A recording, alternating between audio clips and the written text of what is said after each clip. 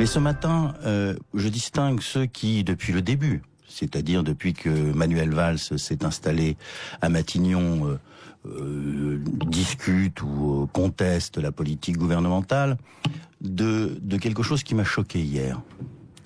C'est que 2 ministres de la République qui ont quitté le gouvernement et qui avaient accepté les arbitrages budgétaires au mois de juillet, Benoît Hamon et Aurélie Filippetti, tout à fait, se soient abstenus. Je trouve que ceci pose un problème éthique.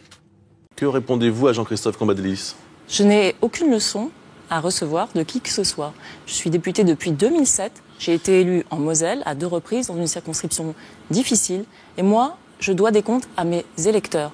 Et je dois des comptes aux Français, comme tout élu de la République.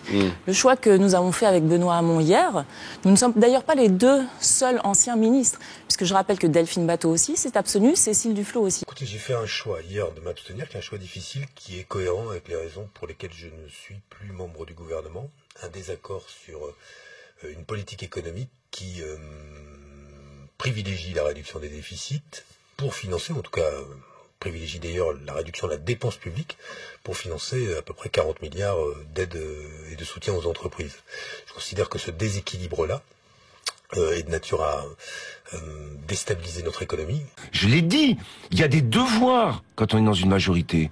La question budgétaire, elle est essentielle, c'est la clé. Donc ils n'ont pas rempli leurs devoirs. Et donc il y a un manquement aux devoirs, voilà. Je suis agacé, parce que nous avons la responsabilité du pays aujourd'hui. Le gouvernement, bien sûr, mais aussi la majorité parlementaire. Et même si le texte a voté hier, le budget a été voté avec une majorité, et 10 voix, c'est une majorité confortable tout de même. Réel, on va dire. Réel, oui, voilà, en tout cas incontestable.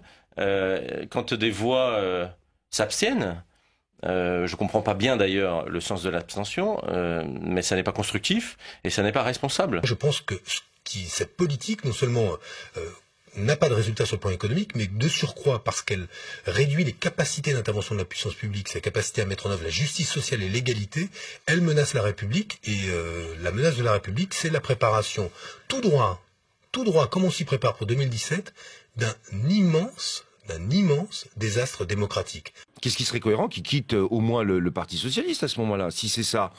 Parce que quand même... Que Benoît Hamon quitte le Parti Socialiste. Mais écoutez...